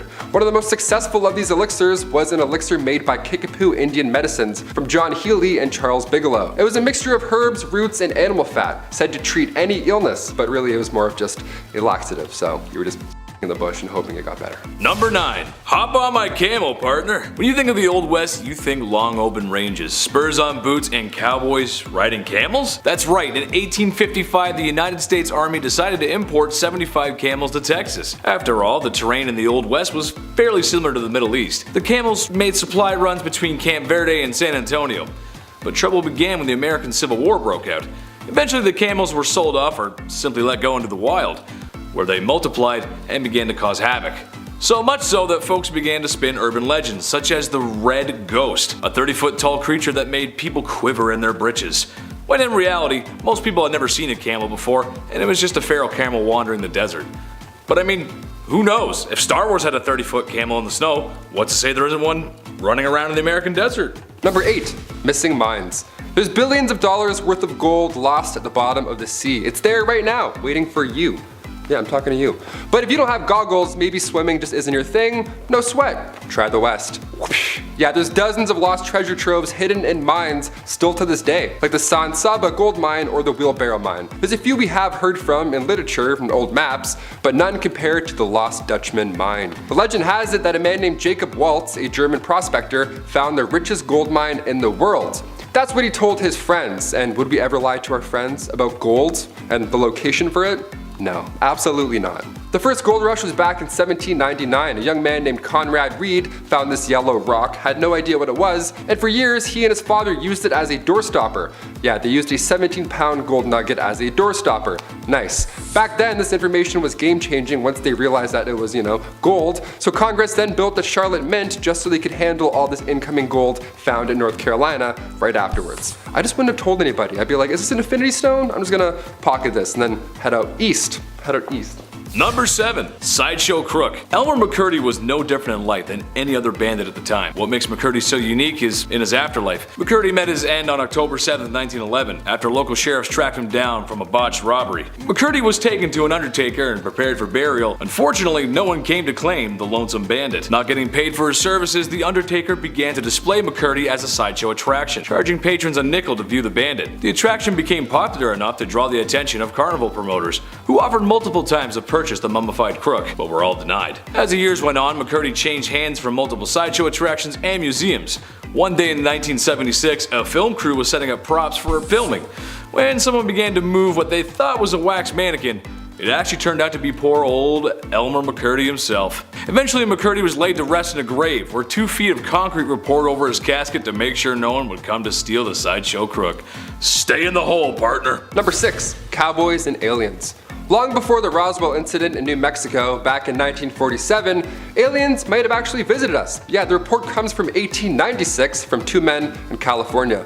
They reported that 3 alien beings were trying to abduct them. Were these just cowboy pranksters? Maybe they had a few shots of whiskey from the saloon? No, one of them was a colonel. Colonel H.G. Shaw and Camille Spooner were going from the town of Lodi to the Fresno Citrus Fair, which honestly sounds like a wonderful time, just saying that. But en route, they were greeted by 7-foot tall, slender aliens. Yeah, the aliens didn't end up taking the two men because they were too heavy. These aliens were too thin and weak. Legit, that was the reason. They just couldn't grab them and take off. So they got back into their spaceship and they took off. How embarrassing is that? Hit the gym, E.T. Number 5, Romeo and Juliet. What's in a name that which we call a rose? Any other word would smell as sweet? It's often said that art imitates life, but sometimes life can be stranger than fiction, and oftentimes really similar. The Hatfield and McCoys were two feuding families in the time of the Old West, whose hatred of one another runs deep. The most serious issues being family members removed, Old West style, by the opposite family, and in one case, a court battle over the ownership of a barnyard pig. But perhaps the best story to come of this feud is the love affair of John C. Hatfield and Rosanna McCoy. The two lovers met and instantly fell in love with each other, their families instantly disapproving of their newfound love. Similar to William Shakespeare's Romeo and Juliet, the star-crossed lovers' story ends in tragedy. After multiple attempts to rekindle their love, including a daring rescue organized by Rosanna to free John C. from her own family, their love never resparked, and John C. went on to marry her cousin. It's said that poor Rosanna died of a broken heart. He loves me not. He loves me, he loves my cousin? Number 4, bank robberies. If you're going to parody the Wild Wild West, you need a horse, you need a hat, and you need a big sack with a $sign on it. Apparently, wasn't it like Bandit Central? Weren't there bank robberies on every dusty corner in every dusty old town? No, there actually was very little, in fact. Bank robberies didn't happen that often back then. In fact, during the Wild West era, officially declared from 1865 to 1900, there were only 8 bank robberies in total. To put that in perspective, in 2017 alone, there were around 4,000 bank robberies in the United States. So it got a lot worse after the Wild Wild West. Now we're on like wild, it's like 17 wilds at this point. The first armed robbery ever in history was done by famous outlaw, you may have heard of them, Jesse James and his brother Frank. This was in 1866. The gang of outlaws robbed the Clay County Savings Association in Liberty, Missouri. We know all these bandits, but it's like they're just robbers, they're just bad people. We shouldn't really know them or glorify them. But they do this and ride horses, so it's kind of fun. And the number 3 spot, Good Bad Town. On your way out west, you may come to find that the unsettled lands are full of danger, bandits, crooks, perilous weather, and the occasional tummy ache. When the town of Palisade, Nevada's railroad was expanded and people began to arrive in droves, the town boomed, but so did their boredom. Palisade was rather mild compared to the rest of the expanding West, so much so that when tourists began to complain of Palisade being nothing like the dangerous towns they read about in their dime novels, the people of Palisade acted by staging fake bank robberies, gunfights, and even Native American battles between them and the army, with sometimes the Native Americans participating. Also going as far as using real cattle blood during the staged combat. The citizens of Palisade were such effective actors that a lot of tourists began to run back to the train in fear of what they were seeing. Nothing more American than capitalizing on boredom.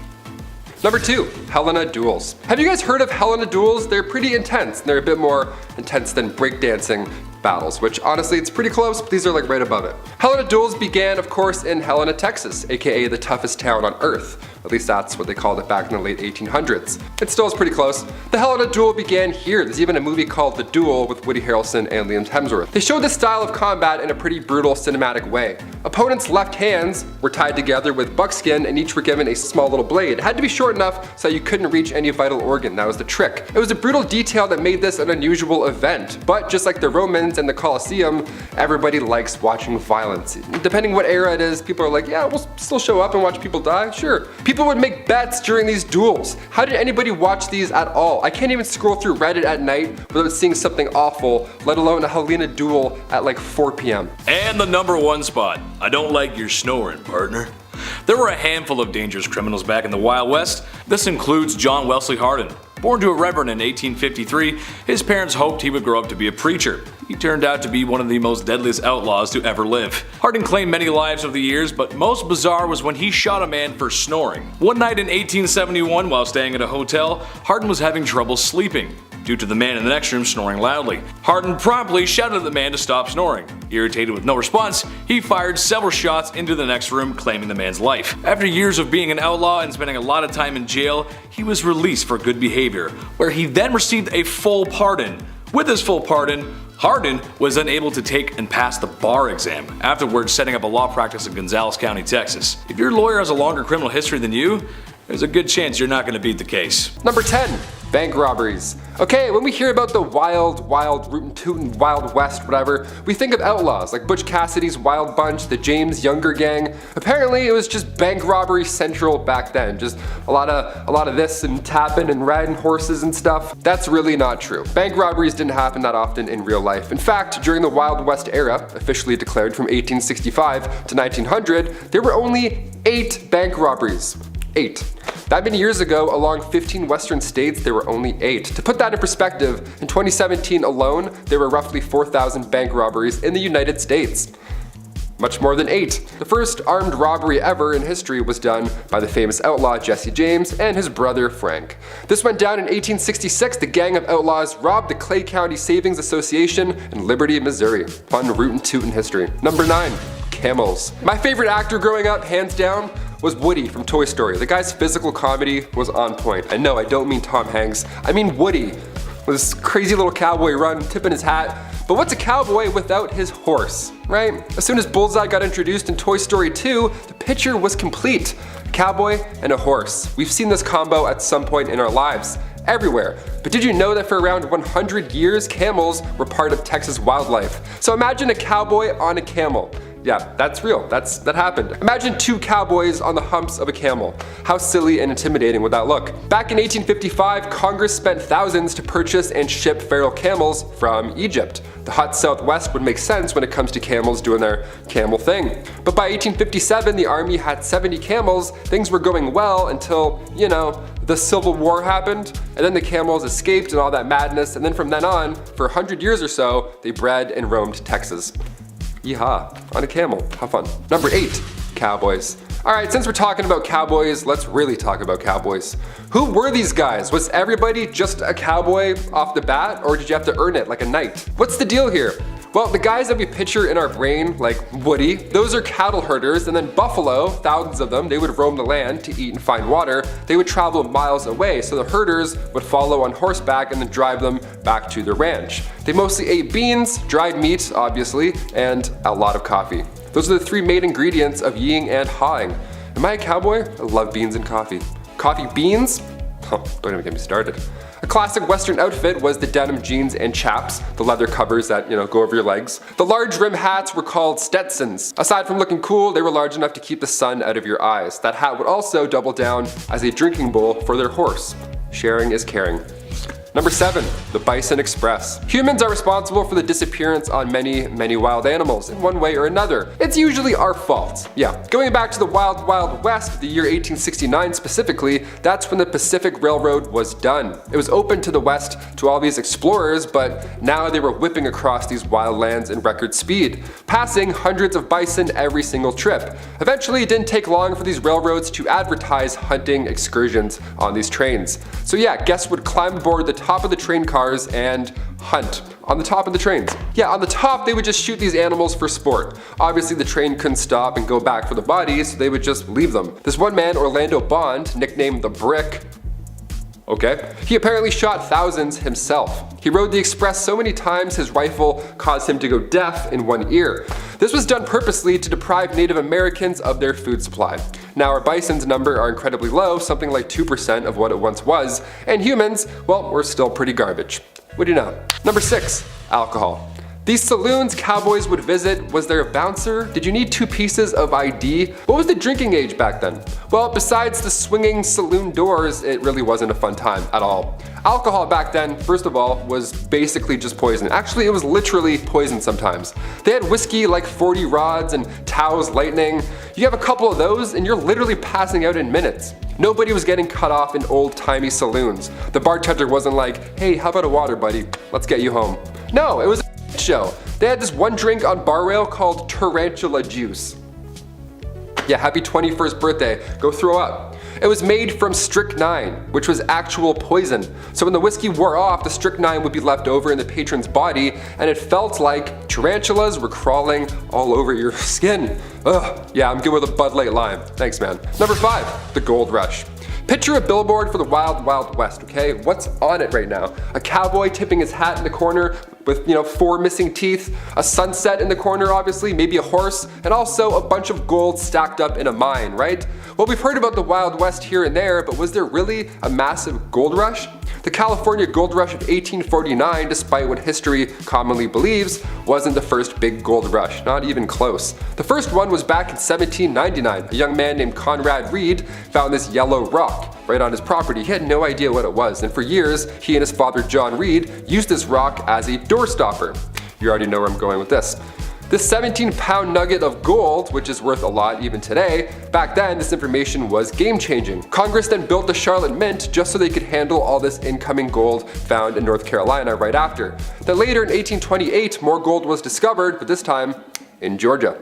This was the second rush. Then come 1848, James Marshall found gold at Sutter's Mill, California.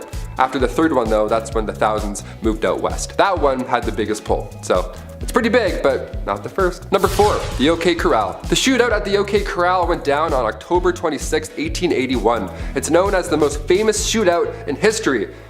But should it be? Really? Going back to Tombstone, Arizona, it's 3 p.m. and we have men of the law and of course outlaws all in the same block. So naturally, trouble ensues. There's not enough land here for all of us, some rootin' tootin' shit. There were about 8 men involved in the rumble, but it barely lasted 30 seconds. Also, it's important to note the gunfight at the OK Corral wasn't even at the OK Corral. It happened near the intersection of 3rd Street and Fremont Street, right behind the corral. Yeah, details matter. 3 lawmen were injured and 3 cowboys lost their lives. Yeehaw. That was a sad yeehaw for you guys. This is why you don't organize shootouts at 3 p.m. I don't know, everyone's drunk, there's bad decisions, apparently there's bad aim. Just slam some milk, shake some hands, go home. Simple. Number 3, Helena duels. So we talked about the bizarre ways folks would settle beef back then. They would slam tarantula juice and shoot animals from the top of locomotives, have a 30-second fist fight in the middle of the day, and then go home.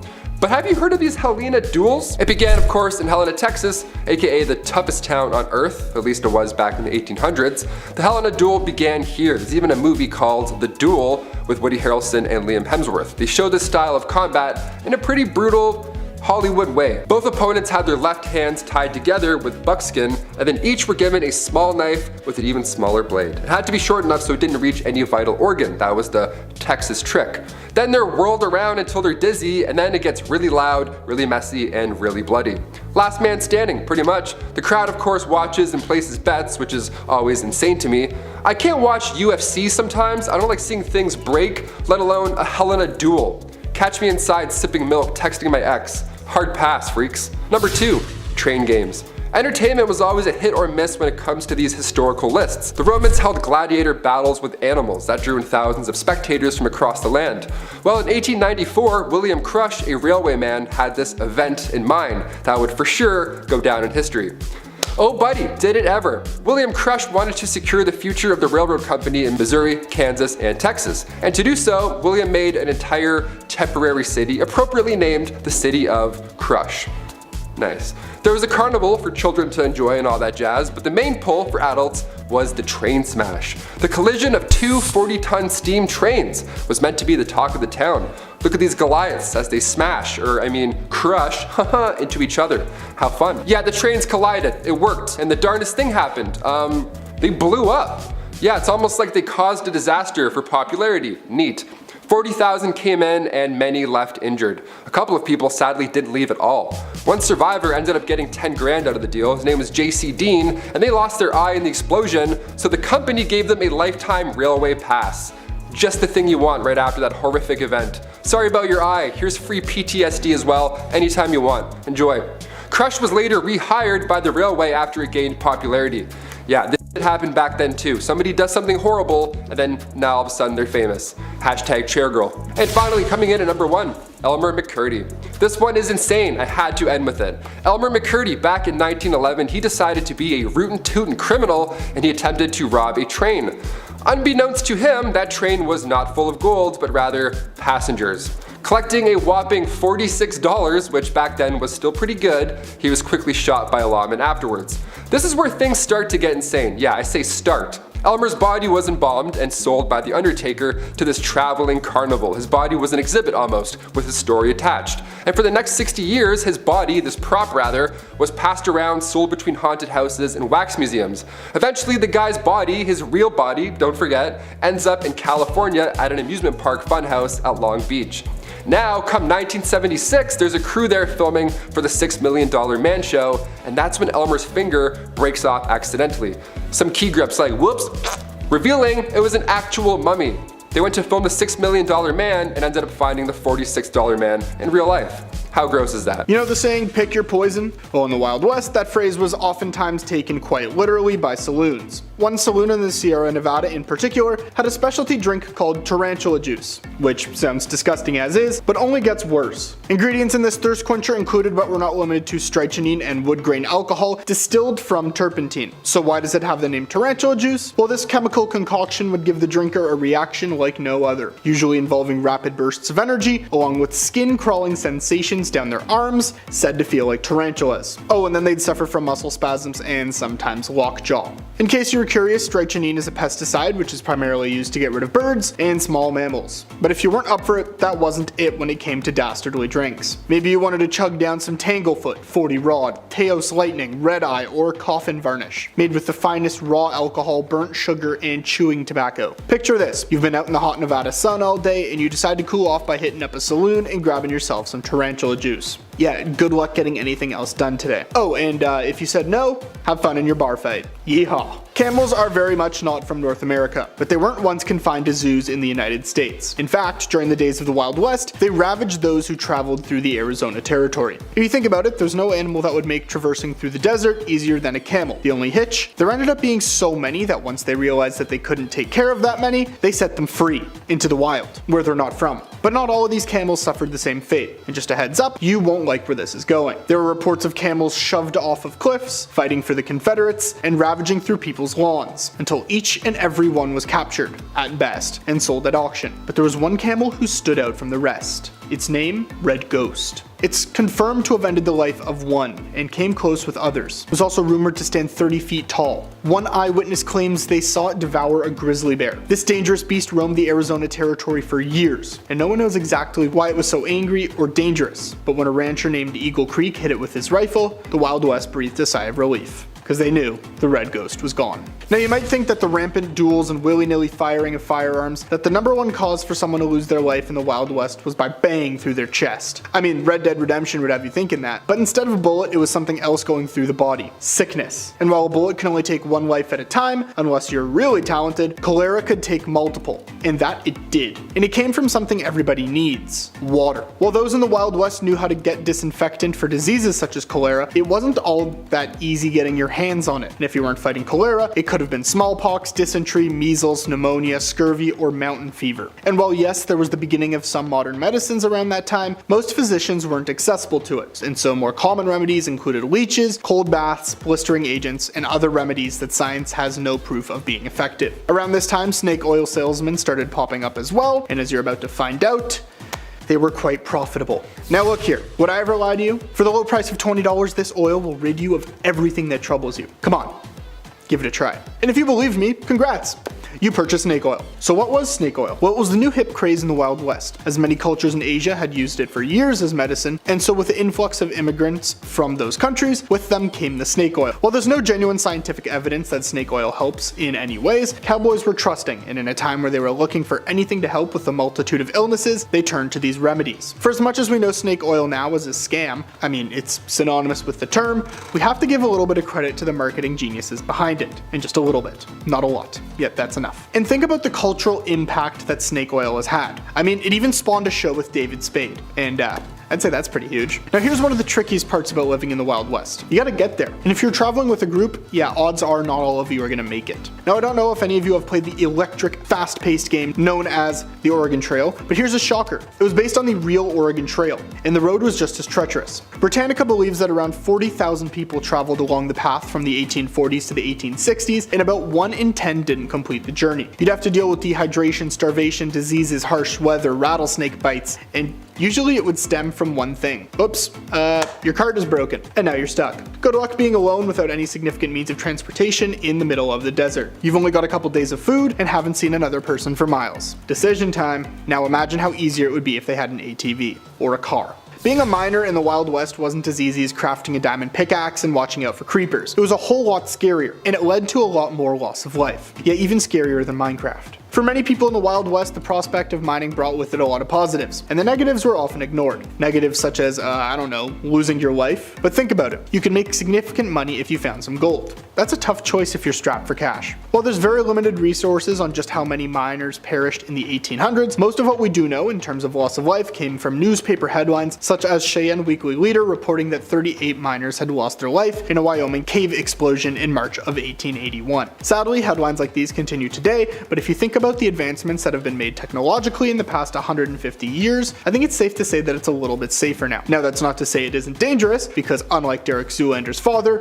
I am far too afraid to ever step foot in a mine. Unless it's on a computer. Have you heard of the Great Emu War? It took place in the 1930s in Australia and pitted man versus bird, and bird won. Well, it wasn't the only man against animal battle, as the United States Army set their sights on their animal target, buffaloes. In fact, the Army paid people to head west and slaughter as many as they could, and paid settlers to do the same. So what gives? Why would you want to eliminate a huge creature that will leave you alone if you do the reasonable thing and let it live its life? Well, buffalo played an important part in Native Americans' lives at that point, being a major source of food for them, and when the Native Americans wouldn't let the US come and take their land for themselves, they decided to do the incredibly reasonable thing and completely deplete one of their major food resources. And so thanks to the US government, the buffalo population went from around 30 million in the early 1800s to 256 in 1889. No, not 256,000, 256. And they were all in captivity. Yeah, good job, USA. Sticking with buffalo, they served an entirely different purpose. I mean, it was kind of them in a way. Take a look at this photo of the Great Plains. Do you see a tree? No, you don't. But as I just mentioned, you know what they had a lot of before wiping them all out? Buffaloes. And do you know what buffaloes leave behind? Dung. And so what else can you add to use as fuel for your fire? I mean, there's no wood anywhere. So yeah, now you've gathered around the poop fire, singing merry songs, and having a hoot and a half. And as gross as it was, and I guess still does continue to be, it gets the job done. Known as either prairie chips or meadow pies, which for the record sound way too much like a delicious snack, these were definitely plentiful. And if you can muster up the courage, I mean, they're pretty easy to acquire. But there was an art form to picking up the perfect meadow pie. I mean, you couldn't get one that was too ripe, you had to wait until it had dried in the sun before collecting it. And that's enough of that. Sadly, buffaloes weren't the only thing losing their lives in great numbers, as bodies were dropping left and right, but not everywhere. Contrary to popular belief, most of the West was civil, but one area sticks out from the rest: Dodge City, Kansas. The Ohio State University's Criminal Justice Research Center did a deep dive into the area during the years of 1876 and 1885. And during that time, residents had a 1 in 61 chance of meeting their end via another person's hands, or firearms. To put that into bigger numbers, that's about 165 per 100,000, in compared to the 7.8 per 100,000 from 2020, according to the Centers for Disease Control and Prevention. You can see that it was happening a bit too much. So yeah, according to the Ohio State report, even in Oregon, which had the lowest minimum rate discovered in the American West, was about 30 per 100,000 adults per year, and an adult faced at least a 1 in 208 chance of someone ending their life. I know gambling was rampant in those times, but I don't really like those odds. There could be a lot of time alone during the Wild West, and picture this. Some people hadn't seen another person in a long time and were probably desperately craving affection from another human being. And so, painted ladies, soiled doves, ladies of the night, whatever you want to call them, became rampant in a lot of towns. But the sad truth was that the industry was almost a death sentence for everyone involved. In Christopher Knowlton's book, Cattle Kingdom: The Hidden History of the Cowboy West, he took a look into the industry and showed that once women got in, there was little to no chance of getting out. Venereal diseases were rampant, while almost all went to whatever measures were necessary to keep themselves healthy. Oftentimes, it just did more damage. Workers would suffer from addiction to the medicines they took, and in the end, it was often a race between all the different things to see what would end your life first. To this day, it's unclear how many lost their life due to these diseases, mainly because no one wanted to know that it was how they passed, so most certificates list other reasons. Yeah, that's not a fun time. Number 10. Boot Hill burials. In the Old West, many towns had a boot hill, which was essentially a graveyard where outlaws and bandits and all those bad people alike were all buried with their boots on. Specifically with those on right there. See, these cemeteries were often lacking proper markings, and the dead were buried quickly, sometimes a little too quick without a coffin, reflecting the harsh and lawless nature of frontier life.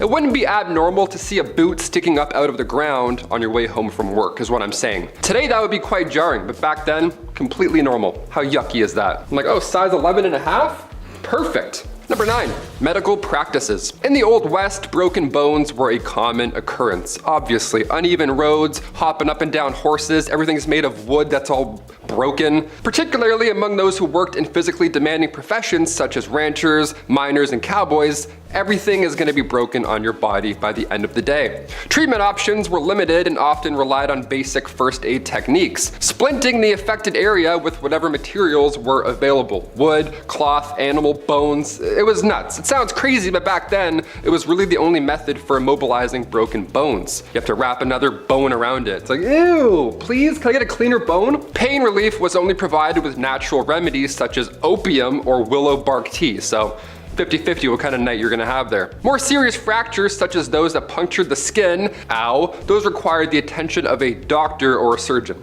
However, back then the doctor had like 2 teeth in one eye, so not much help. Number 8, duels. Yes, duels. Let's talk about these.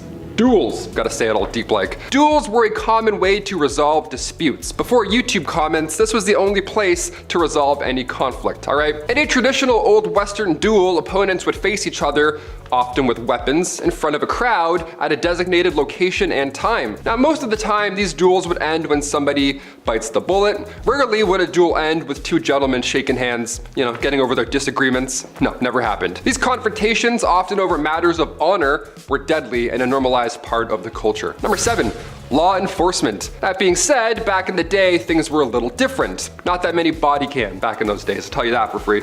With a lack of formal law enforcement, communities often took justice into their own hands. They're like, oh yes, all 17 of us, we've decided, you're out of here. Vigilante coups would form to hunt down suspected criminals, often resulting in brutal forms of punishment without a formal trial. Yeah, no judges needed, no jury duty, nothing like that. The town ended the conflict in 48 seconds. You're welcome, let's get a beer. Let's get a really disgusting beer.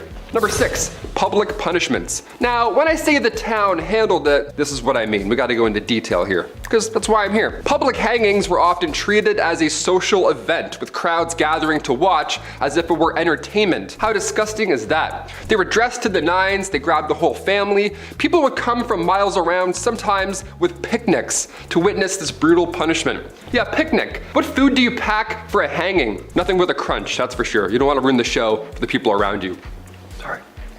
Number 5, banking. Today, online banking is super easy, but back in the Old West days, you didn't get a courtesy email, you didn't have overdraft, nothing like that. In fact, the United States national banking system didn't even exist until 1863. So what happened before then? Are we just hiding our money in our underwear? What are we doing? Before then, you'd have what were called wildcat banks. And these wildcat banks would take deposits for a short amount of time, and then unannounced, out of nowhere, they would run. They would disappear overnight with all of your money, everything, your whole life savings, gone. They did the long con. They played the long game. They were actors. So you're telling me they pretended to be bankers for months at a time? That's almost impressive. They'd have the fake mustache. Oh, good morning, sir. Sign here, please.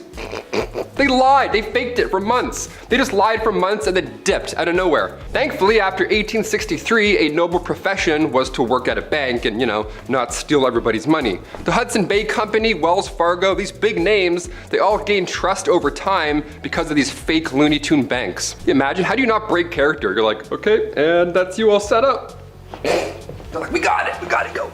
Number 4, seam squirrels. Nothing to do with squirrels before you get upset. Here we go. During the Old West era, personal hygiene was not a priority for many people, and lice infestations were all too common. Nice, now I'm itchy doing this list, love that. The type of lice that affected people during this time was commonly known as body lice, which could be, well, obviously found in the seams of clothing, hence the term seam squirrels. I got some squirrels on my body, nice, that's great, so itchy, so disgusting. Body lice was a major problem during the Old West era, and they were responsible for the spread of diseases like typhus, trench fever, relapsing fever, all the fevers, any fever just coming your way, right into your mouth and eyes, horrible. These diseases were often fatal, and many people in the Old West succumbed to them. So to combat the spread of lice and the diseases that they carried, people in the Old West often resorted to extreme measures, such as burning their clothing or even shaving their heads completely bald.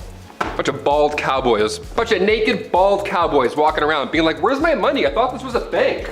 Number 3, resurrectionalist. While Boot Hill sees folks going into the ground, a resurrectionalist was responsible for The exact opposite. Yeah, bring him back up. We actually made a mistake. Get that guy back out of there. These guys were responsible for digging up dead bodies, and then they would sell them to medical schools for like $9. It was really disgusting. Now, this was the late 1820s, and at this time in Edinburgh, Scotland, believe it or not, the medical science community was on the up and up, so this was needed for that to work. But in order to study new medicines and, avoid the next plague, they needed these guys. They needed these resurrectionalists to rise the dead like they're a White Walker in Game of Thrones. I don't know, that's what I imagine in my head. Would you rather work a Boot Hill type job, or would you rather get paid to dig up bodies? Put them in or take them out? Comment down below. Both are so horrible. Couldn't imagine picking.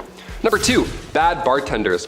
When we think of old saloons, the old Western saloons, kicking in those crazy doors, we imagine some catchphrases and whiskey and all that fun stuff. Everyone's loud, it's Peaky Blinders, whatever. No, not at all. It was the exact opposite of fun. The bartender would pour a drink, the cowboy would take the bottle instead because he's an alcoholic, and also that's super illegal. Back in the Wild West days, you could do whatever you want. You could drink what you want, you could serve what you want. Anything goes. Bartenders also had no regulations to follow behind that sketchy bar. So not only was it very high proof, but some bevies like tarantula juice would just straight up kill you. Yeah, if its name didn't tip you off, if you're drinking tarantula juice, it's because it's made with poisonous ingredients. Tarantula juice was made from strychnine, and if you drink it, well, you'll feel like there's tarantulas crawling all over your skin. Huh, how fun is that? Cool.